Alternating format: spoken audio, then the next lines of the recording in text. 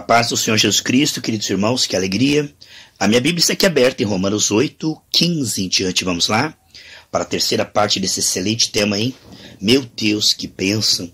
Depois de uma live que tivemos aqui, muito abençoada essa tarde, 18 horas, estou aqui para a gente continuar esse entendimento, essa revelação profunda. Oh, meus irmãos, eu espero que a unção de Deus esteja presente nesses momentos na sua vida e na minha vida, tá bom? Em nome de Jesus, pelo sangue de Jesus, que o Senhor possa nos ajudar a discorrer esse tema tão sensacional, né? Romanos 8,15. Porque não recebestes o espírito de escravidão para outra vez estardes em temor e medo, mas recebeste o espírito de adoção de filhos, do qual clamamos Abba Pai. A palavra aramaico, Abba quer dizer paizinho querido, né? Meus irmãos, esse capítulo está falando do andar no espírito, não na carne, de vencermos a culpa, né, a condenação, o pecado, e aqui também falando vencermos o medo do inferno, do castigo, o medo da escravidão do pecado e dos efeitos do pecado, tá bom? Medo, meus irmãos, olha, está intrinsecamente ligado a quantidade de medo que temos com o afastamento. Entende? Assim que Adão e Eva comeram da árvore da independência, né, do conhecimento do bem e do mal, eles tiveram medo. Então o medo, ele é uma demonstração clara de que o espírito do erro mudou. É como um vírus que entra num computador, né? O medo é algo que entrou com o pecado. Porque antes Adão e Eva tinha comunhão, adoração e fé. O medo, então, ele precisou ser retirado quando o espírito de fé entrou em nós. Agora, no espírito temos fé, na carne temos medo. Por isso que diz, se você crer no seu coração e não duvidar. O duvidar sempre vai existir. No Salmo 56,3 diz, no dia que eu tiver medo, decido confiar no Senhor. A fé não é ausência de medo. A fé é ter o medo sobre controle. Por quê? Porque você está no espírito. E o espírito, a lei do espírito de vida, domina. Esse rejeitar do medo, renunciar ao medo, até que ele vai diminuindo, né? É um processo assim. Quando a gente recebe Jesus, a gente é 100% carnal, né? A gente é 100% medo, preocupação, ansiedade. À medida que a gente vai conhecendo o amor de Deus, né? A Bíblia diz que o amor de Deus lança fora todo medo, lá em 1 João 4,18. Este processo essa transição maravilhosa de medo para a fé, é assim, o medo vai chegar um momento que ele vai ultrapassar. Vai ser ultrapassado, o medo vai ser ultrapassado pela fé. A fé, ela vai passar na frente. Então, quando nós estávamos na carne, o medo estava lá na frente, a nossa fé era tão pequenininha, né? Quase que não existia. Uma fé religiosa, passiva. Mas à medida que a gente vai conhecendo a Deus, ele vai renovando a nossa mente, a fé vai ultrapassando, ela vai crescendo. E o medo vai perdendo sentido. Por quê? A gente vai conhecendo que Deus nos ama, que Deus está conosco. A gente vai conhecendo a palavra. A fé vem pelo ouvir, né? E ouvir pela palavra de Deus, Romanos 14,17. E não é apenas crer, ouvir e crer, né? Não é apenas ouvir e crer, mas dizer e manifestar, semear e perseverar. Então a fé completa é ouvir, crer, sim, mas dizer, perseverar, né? Semear no Espírito. Aí, esse é o momento da terra boa que Deus vai fazer frutificar. Uma fé que tem armas de ataque e defesa. Por quê? Pelo sangue de Jesus, nós confessamos a incredulidade. Aquele homem disse, eu creio, Senhor, ajuda na minha incredulidade. Então, a carne sempre tentará com incredulidade, com impureza, com preocupação. É ou não é, irmãos? Não é para extinguir a carne, renunciar. E à medida que nós vamos tendo fé, nós vamos tendo argumentos. Por quê? Quando o medo levanta sua bandeira, diz, olha, né, esse problema, essa luta, tal, né? O medo, ele tem as suas razões, os efeitos da queda. O que acontece é que a fé tem as suas razões, à medida em que nós temos resposta. Quando Satanás tentou Jesus, Jesus tinha resposta na palavra, está escrito. Então a fé, ela vai nos dando argumentos. Paulo, escrevendo a Timóteo, diz assim, Timóteo, que essas palavras que foram ditas para você, as profecias, sejam suas armas de guerra. Quero ver qual é o versículo aqui. Achei aqui, é 1 Timóteo, capítulo 1, 18.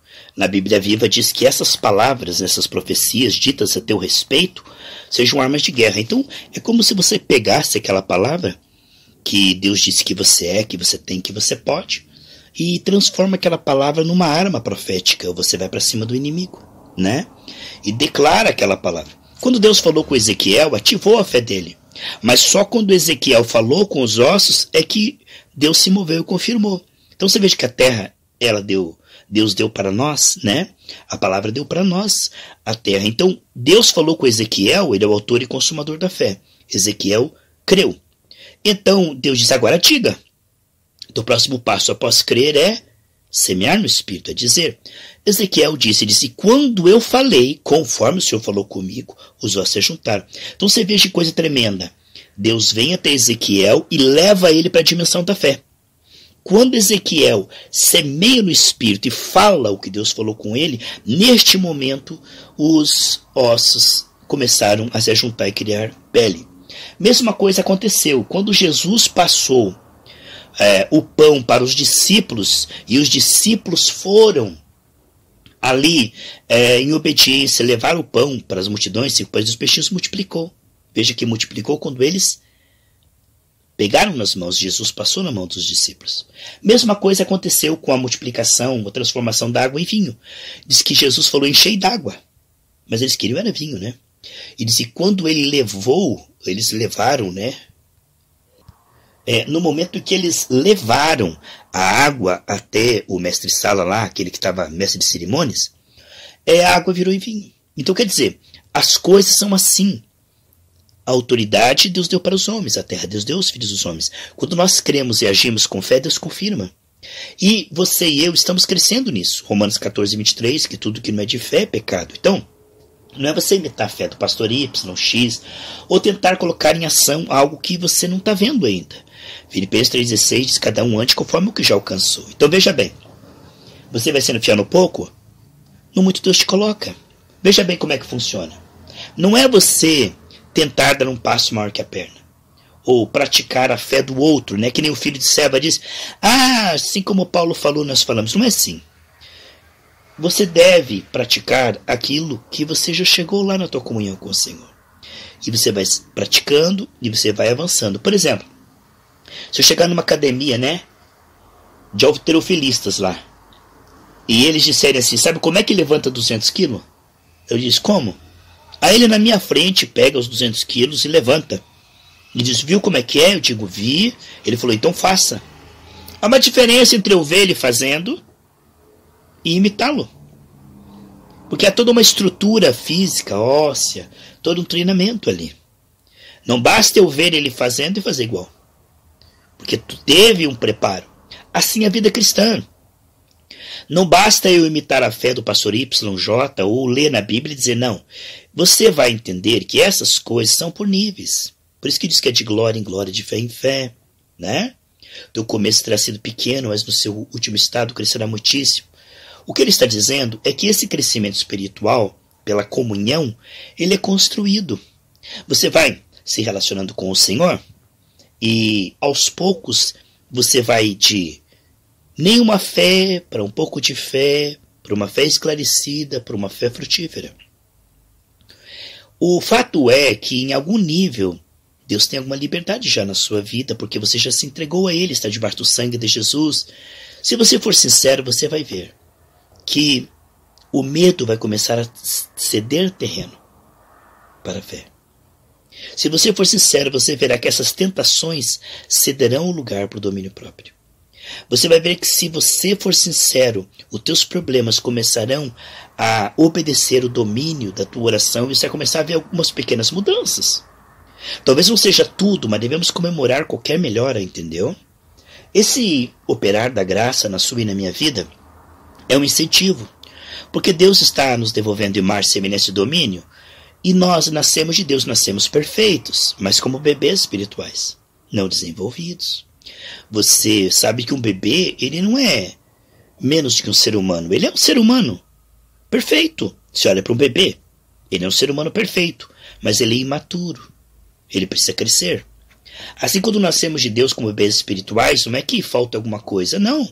Você é ungido, você é capaz. Mas você precisa da renovação da mente, né? Para você poder compreender tudo que você é, tem e pode. Um bebê, ele pode ser herdeiro de um trono, mas ele não tem entendimento. Lá em Gálatas diz que enquanto o herdeiro não tiver entendimento, revelação, ele não é nem um pouco diferente do servo. Por quê? Porque ele não consegue exercer autoridade. Aqui está Gálatas 4, né? Do 1, sobre isso. Gálatas 4, 1. Esse tema, então, é tremendo, irmãos, que nós estamos falando sobre essa transição. Por isso que o inimigo tenta interromper. Sabe como é? Você precisa matar uma plantinha. Cuidado, tem aqueles raminhos bem fraquinhos, sabe? Aqueles talinhos bem pequenininhos. Você tem que mandar um vento para quebrar aquela plantinha. Como dizem, né? Quebrar no talo, né? Porque depois que ela virar um cedro do Líbano, ela não quebra mais. O crente, irmão, quando ele é imaturo, ele desvia. Ele desanima, ele vira carnal, ele troca Jesus pelo pecado, pelo mundanismo, porque ele não conhece Jesus. Há um tesouro escondido no campo. Mas como ele ainda é carnal, tudo que ele experimentou na vida dele é um pouco de alívio no pecado. Então o crente carnal nunca experimentou Deus ainda, nunca viu a Deus por causa do seu coração sujo, né? Nunca foi limpo. Há um povo que nunca foi limpo das suas imundícies. Então o que acontece? Ele ainda não tem esse parâmetro para comparar o pecado com Deus. Tudo que ele conhece é o pecado. Então, como a porca que volta para a lama, como o cão que volta para o vômito, o que acontece? Ele começa na vida cristã e não tem prazer em Deus. Ele tem prazer nos jogos de videogame violentos, entendeu? Tem prazer na masturbação, na pornografia, na internet. Então essas coisas, se ele não renuncia, vão cegando, até tirá-lo da presença de Deus. Entendeu? Por quê? Porque ele se recusa a renunciar àquilo que o cega. E aquilo que o cega se tornará cada vez mais interessante. Então é aquela plantinha pequena, né, rodeada de espinhos, ela não cresce, não germina. Então o crente que ele não tem renúncia, ele vai ficando tão cego, tão contaminado, o pecado fica tão interessante, o mundanismo, os amigos do mundo fica tão maravilhoso, que aí a palavra de Deus se torna desinteressante, a oração desinteressante. Estar com os irmãos, ai que chato. Porque ele não rompeu o véu. Lá em 2 Coríntios 3,17, quando alguém se converte, o véu é tirado, né? Desperta tu que dormes e Cristo te iluminará. Mas porque ele não teve essa transição de carne para o espírito, tudo que ele conhece é o pecado, então ele não vai para frente, ele vai para trás. Ele retrocede. Então ele faz o voto, batiza-se nas águas, recebe a Cristo, mas aí ele não renuncia. O que acontece? Aquilo ali vai cegando e tirando o apetite de Cristo. Ou essa palavra te tira do pecado, ou o pecado tira você e eu dessa palavra. Então o que acontece? A pessoa, por se recusar a renunciar, ela amou mais as trevas do que a luz, sem saber, essas trevas vão tirando ela da presença do Senhor. Então a pessoa está lá na igreja. Ah, mas ela gosta de uma safadeza sexual. E ela não confessa e não se humilha. Aquilo ali vai tirar ela da presença do Senhor. Ah, ela está ali, mas ela é avarenta. Ela está ali, mas ela é fofoqueira, mexeriqueira. Ela está ali, mas ela é mentirosa. Quer dizer, essas coisas, como a erva daninha, vai sufocar a semente. Mais dia ou menos dia, diz o Salmo 101,6, que essa pessoa vai ser retirada da presença do Senhor. Ela não entende o porquê. Ela nunca vai saber. Mas naquele dia o Senhor dirá, apartai-vos de mim, né? Porque você amou mais as trevas que a luz, tem iniquidade no coração. Ela perdeu o tempo da oportunidade. Como o Herodes, que viu Jesus e o desprezou. A vida passa muito rápido, a oportunidade também. Então a pessoa recebeu uma fé inicial, recebeu Jesus, e ao invés de se limpar, não se limpou. Então o que acontece? As bactérias espirituais a tiraram da presença do Senhor. Então você vai ver muitas pessoas que elas tiveram uma fé inicial, mas por desonrarem a Deus, por se recusarem se arrepender e receber a misericórdia de Deus, os demônios cativaram elas. Então isso acontece em cada 10, 9. São pessoas que nunca chegaram ao conhecimento de Deus, nunca foram limpas da sua imundícia. São pessoas que amam Jesus em segundo lugar. E quando eu desprezo o Senhor e não me limpo, lá em 2 Tessalonicenses 2,10 diz que Deus vai entregar os falsos profetas. Aí eu vou buscar mestres, né, segundo comichão nos meus ouvidos, que digam que o meu pecado não tem importância, que nada a ver, tudo bem, que Deus também sou evangélico, que Deus compreende, né, que Deus não se importa com isso. Então a pessoa ela vai ser retirada da palavra genuína e conduzida a uma palavra de porta larga. Por quê? Esse é o castigo. Deus fará com que ela creia na mentira. Se eu teimo na mentira, eu vou ser entregue à mentira. Deus não vai teimar comigo, né? 2 Crônicas 15:2 diz que se eu o buscar, ele deixará ser achado, mas se eu o deixar, ele me deixará. Então a vida é uma oportunidade, como a areia de uma ampulheta, sabe? Aquela areia está caindo e a vida está passando. E se nós não nos agarramos ao Senhor com amor, né? Não nos apegamos ao Senhor com amor, o que vai acontecer? Nós seremos retirados da presença do Senhor. Nós perderemos cada vez mais o interesse, como o pastor Riclá pregou ontem, na palavra. Perderemos o interesse na oração. O mundo vai ficando cada vez mais interessante, o pecado maravilhoso. Ao invés de renunciar, a gente esconde o pecado e teima no pecado. O que acontece, irmãos, é que são escolhas que a pessoa faz e que vai cegando ela. Ao invés dela receber Jesus e ir cada vez enxergando mais, Romanos 1, 21, 24, 27, 28, fala que por não honrarem a Deus, não se apegarem a Deus, vão ficando cada vez mais cegos, entenebrecidos. Então, quer dizer, aquela lâmpada vai se apagando, né? O Senhor diz, não apagueis o Espírito. Então a pessoa ela é obediente às coisas da carne. Tem tempo para tudo, né? Mas vai deixando as coisas de Deus. Então nós precisamos tomar muito cuidado para que a gente venha colocar Deus no centro do jardim. Você está trabalhando, mas ali com a mente no Senhor. Você está dirigindo o carro, mas ali com a mente no Senhor, o coração, e orando em línguas, e jejuando, e meditando na palavra quando você tem um tempinho. Por quê? Porque a nossa comunhão com o Senhor é que não nos deixa enlouquecer. A nossa comunhão com o Senhor é que não deixa as trevas nos apanharem. A Bíblia diz, andai na luz, né? A palavra de Deus é luz. E as trevas não te apanham. Há muitas pessoas que as trevas vêm bem sorrateiramente, como um leão que ruge ao derredor, e vai enredando aquela pessoa, né? Jesus disse, Pedro, eu orei por você, para que a tua fé não desfalecesse, porque o diabo quer enredar você. Então o inimigo, ele vê aqueles pecados que a gente fazia antes, que a gente não tinha Jesus, né? Pega mais 7 e começa a tentar. Ele não força a pecar, mas ele cria um cenário. Aí, através da preguiça, do mundanismo, da carnalidade, das demais ambições, a palavra vai ficando de lado. A oração vai ficando de lado. A gente para de buscar o reino de Deus, sua justiça, não evangeliza, né? Não jejua. Então, isso não é luxo. A igreja primitiva foi estabelecida com vigílias, jejuns, né? Não era uma igreja que pegava leve, não é fanatismo, mas pegava firme e constante. Então, quer dizer, uma busca de qualidade. Se nós buscarmos a Deus relaxadamente, nós veremos que a gente vai perdendo Deus. Tudo conspira para o pecado, para a carnalidade, para o mundanismo. Todas as forças infernais trabalham. O mundo, a carne, o diabo, as pessoas à nossa volta, muitas delas, para nos distrair em relação a Deus, nos levar a preocupação, ansiedade, mágoa, impureza, tudo isso. Esse mundo trabalha justamente para nos afastar de Deus. E se nós não tomarmos por violência, porque é violência a oração, né? Ouvir um áudio é violência contra a carne não gosta das coisas. A carne gosta daquilo que dá prazer para ela. E a consagração dá prazer no espírito, né? Então são coisas que a carne não gosta. Orar, jejuar, meditar na palavra, perdoar, consagrar, sacrifícios de consagração. A carne não gosta de ofertar, ajudar outros. A carne é egoísta, orgulhosa. Então quer dizer, essas coisas fazem com que o homem seja como louco. Porque ele não coopera com Deus. Ele faz o contrário do que seria canal de bênção. Ele age de forma tola. Ele se autodestrói. Porque ele começa a agir ao contrário da Bíblia. É como se ele jogasse contra a espada, né? A espada era para ferir Satanás, mas ele se joga contra a espada, que nem Saul. Ele vai contra a Bíblia. A Bíblia diz, não apagueis o Espírito. Eu apago o Espírito, sim. Ora, não oro. Perdoa, não perdoo. Consagra sua vida, não consagro. Busco o reino de Deus em primeiro lugar, não busco. Renuncia esse pecado, confessa, não confesso. Entendeu? Quer dizer, a pessoa está teimando com o Senhor. E ela vai extinguindo o Espírito.